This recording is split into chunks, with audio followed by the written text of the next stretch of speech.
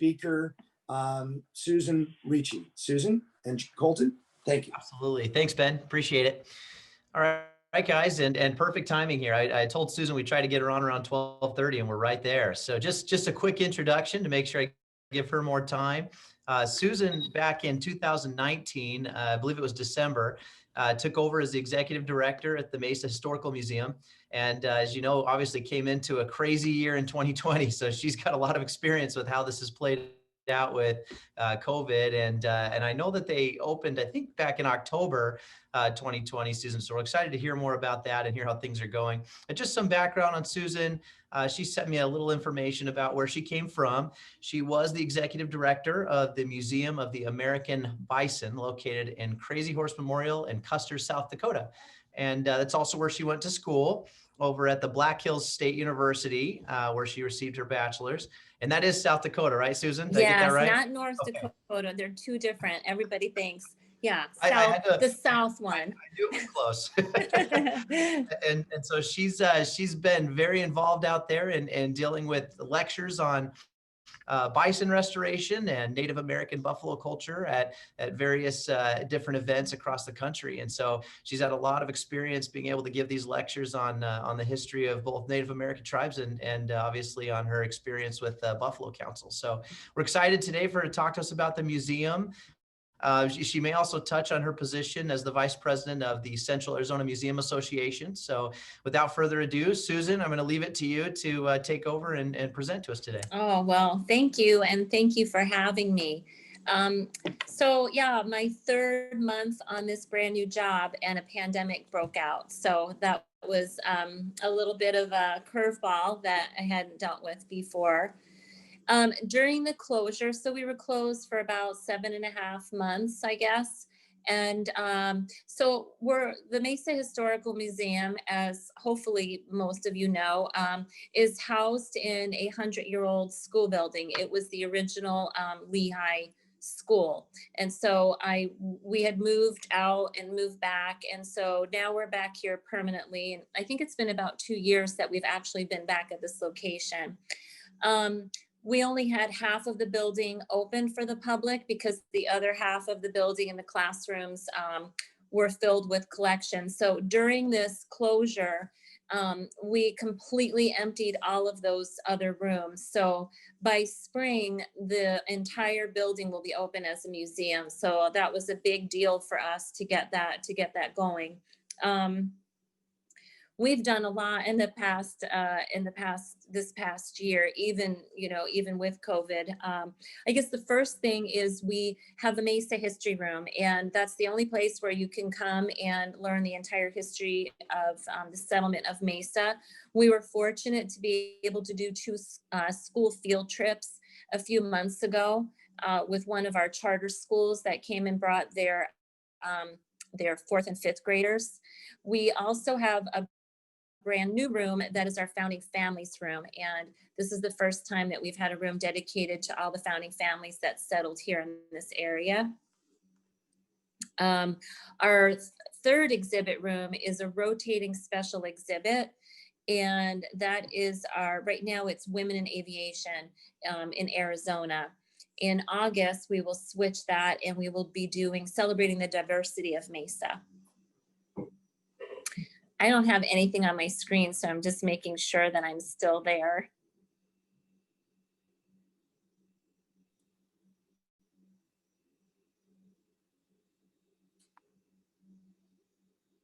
Yeah, you're still there. Can you see me or hear me? Yes, you're there. Oh, okay. You can't see us. Everybody's nodding, but you can't see us nodding. It was just a black screen, and I thought, well, I could keep talking, and then only to find out, like when your call gets disconnected and you've carried on a whole conversation. So anyway, we have a rotating exhibit of a special exhibit dedicated to Mesa. And then next month, we're going to be bringing baseball back to the Mesa Museum. We're very excited to bring back baseball. So we are right now in the process of doing Play Ball, the Arizona Spring Training Experience. And then our final exhibit, we inherited a huge art collection many years ago when there was the Southwest Museum, And we have since inherited the art of Karen Kuykendall. And there's a lot of unusual art, but she also has a lot of fantastic artwork. So we're going to put that on display by probably March or April. So the goal was that when people came to visit the Mesa Museum and they paid their admission, that they had an entire building to see instead of just a few rooms and then they were finished. We also just inherited, or I should say it was ours, but we hadn't had it before. We have a 1918 International Harvester truck that was given back to us, and we will be displaying that. And then we've been doing a lot of special events here. We have all these big outdoor grounds, and so we held a huge book fair in December.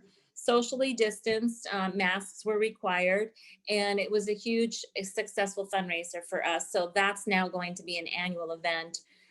We already have probably a couple thousand books piled up in my kitchen right now that people have already donated for the next sale. So right now our big need is finding volunteers. We really need people to help us, help us sort, help us work events. But because of the high COVID numbers, we have just suspended our volunteering programs just for right now. We want to keep everybody safe. The next event we'll be doing this is brand new again for us, is we're holding an arts and crafts festival in April.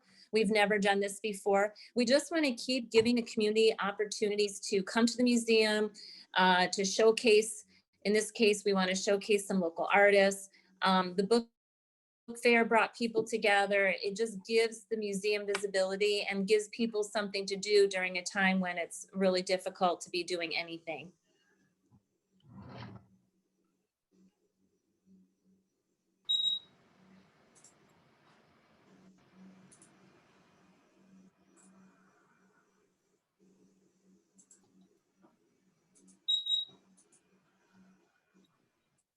I didn't know if anybody had any questions or what else you wanted me to talk about.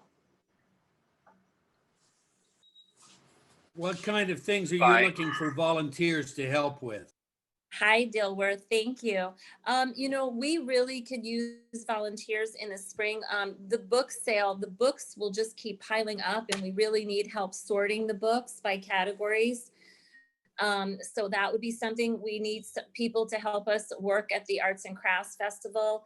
We'll of course need people to work at the book fair to help us with that. We're going to do another fall rummage sale. So we're always having events, and we always need, I feel like I'm going to burn out the few volunteers that we keep using. So if anybody is interested in being a volunteer, then they can call me at the Mesa Museum. That would be wonderful. Are you looking for docents for some of your exhibits, like the baseball thing? Maybe the whole cams might be able to help out, or that, you know what, Mesa history. There'd be some people. I think if we had a special event, then we would need a docent, but the people that come in, it's so hit or miss that you might be here all day and you don't have anybody to be a docent for. And then other days, like if we have a group tour, we have something going on, then we might need help. Yeah. So, I mean, it just runs the gamut of, organizing books, helping work at a concession, table at the Arts and Crafts Fair, or maybe docent during a larger event where we know there's going to be people there for you to talk to. Susan, this is Joe Wilson. I have a question of you. Sure. Several years ago when we celebrated the city's, I think it was 100th anniversary, and there were a lot of projects that were done in there. And I was asked to coordinate an effort to actually dress dolls to represent the first ladies of Mesa, and my students did that for the museum. I don't know whatever happened to them. I wondered if they ever ended up there with you. I don't know. That's a good question, but I can sure look into that. It was and how long ago? Dill, when did we celebrate? 77. Year after the bicentennial. Yeah. Okay. I know they at that time occasionally they took them to schools to talk about the leadership of Mesa, but specifically they wanted to represent, and they were dolls were dressed in costumes characteristic of that period, except Mhm. the last one, which I did, and that was actually a replica of the present First Lady's, one of her outfits on it. And I took them to the school occasionally to talk as a traveling exhibit. So, but I never knew what happened to it. So Oh, well, curious. I'll talk to my collections manager and let's try to find out what happened.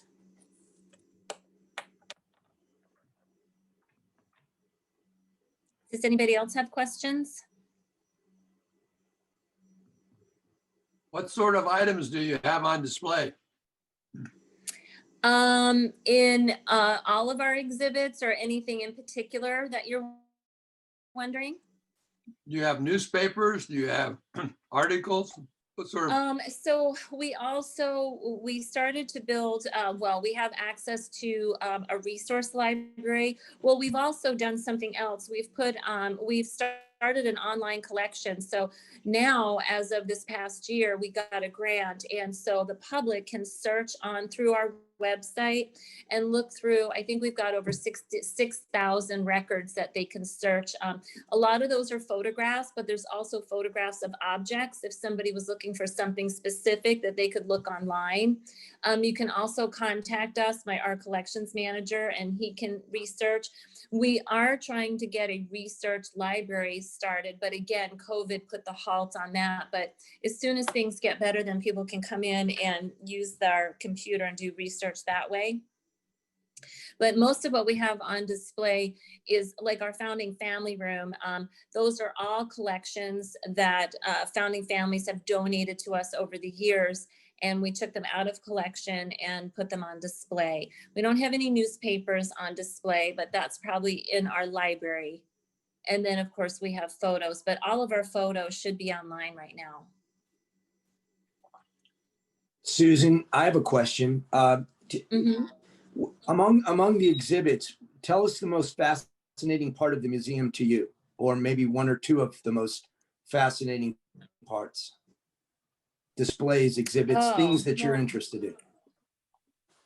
That's a good question. Well, of course, my background is with tribes and Native American studies. So I think for me, being a new person to the area, the fascination was the multitude, the many tribes that are in this area. You have a lot of tribes in this area, and just the fact that they were the original architects of the canal system. I didn't know what the canal system was when I first moved here. So to think that they were the ones that they were all still usable. And that's why we have the canal system we have today, back during the time.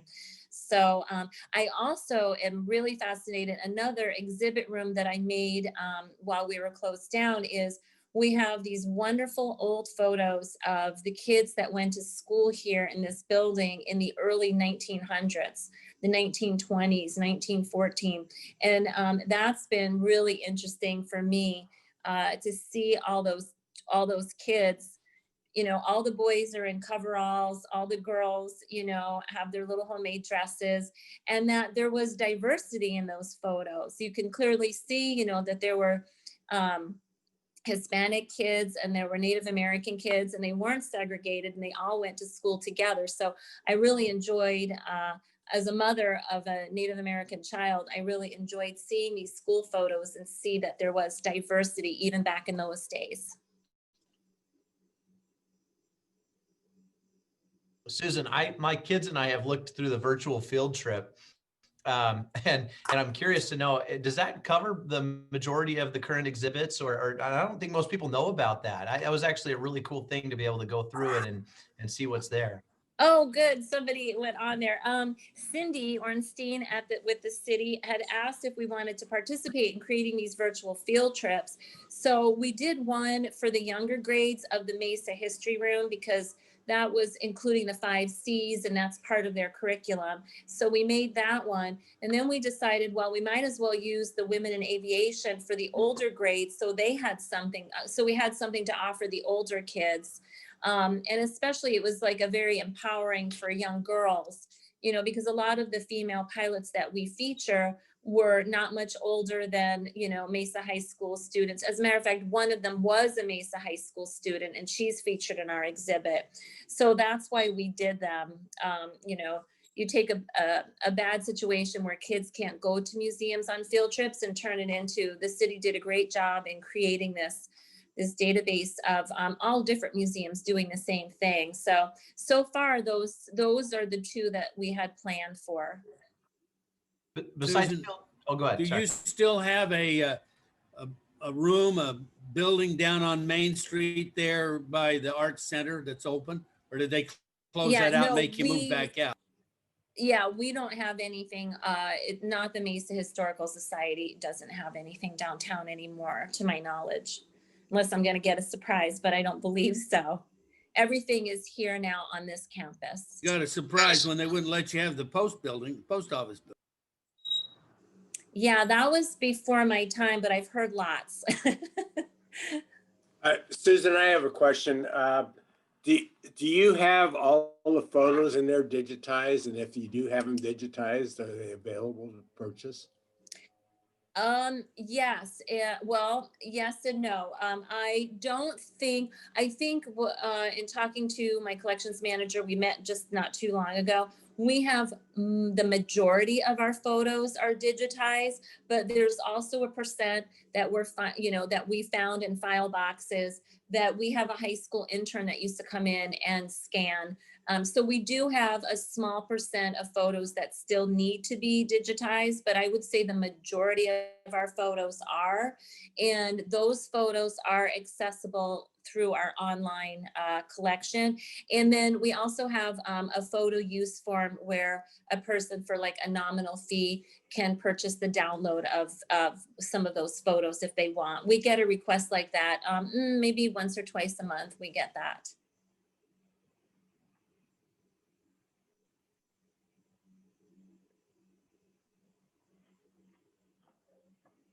Anybody else? When's your next public showing? Public thing that we can come? So the next exhibit will be our play ball, the spring training exhibit, and that is set to open. We were just looking at the calendar. I think that's going to be the second weekend in February, but we'll be probably putting that out. I would say next week we'll make that announcement. But that'll be our next one. We are right at this very moment painting and getting it ready.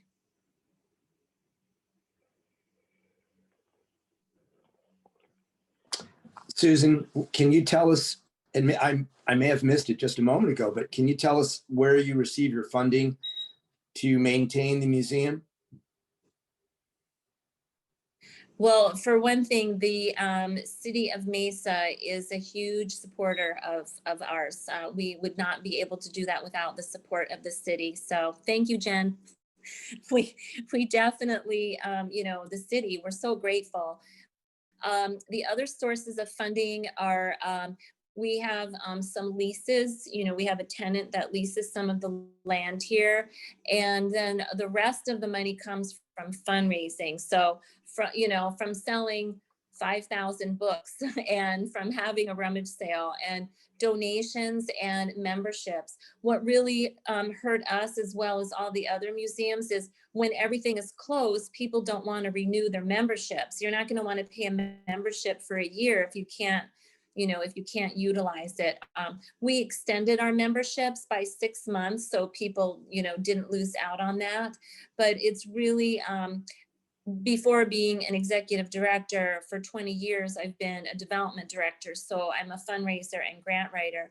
And right now everything is centered around COVID and helping, small businesses. So the normal grants and fundraising has gone by the wayside temporarily.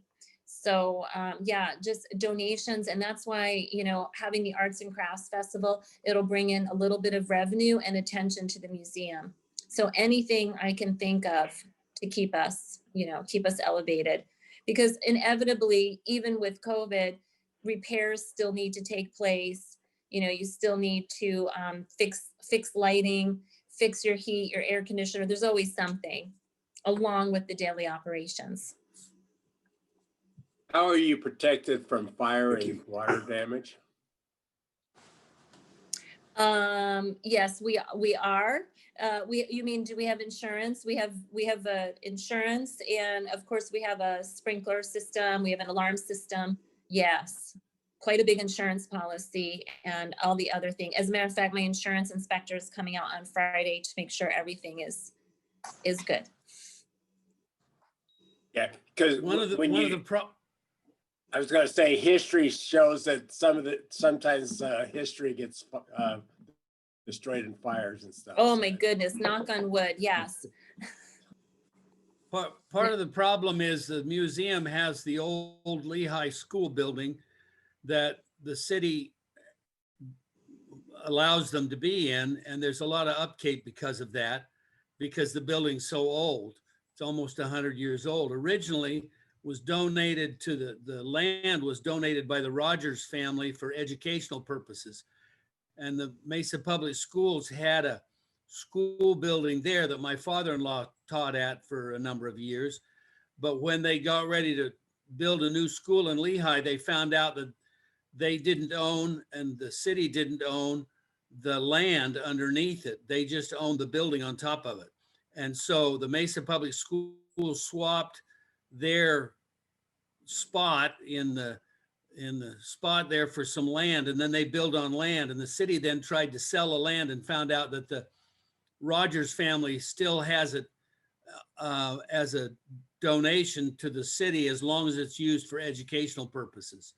So the city couldn't sell it, and that's why the museum got it. Sort of like that deal out of the Miracle on 34th Street, where they're looking, here's a letter for Santa Claus. Let's send the Santa Claus letter down to the guy at the courthouse. The city didn't know what to do with it, and they found out the museum was qualified as an educational one. Therefore, the museum got the use of the. Correct. Well, there's a lot more story on it too, but we'll leave that alone. Yeah, it's too overwhelming. Well, But Gail,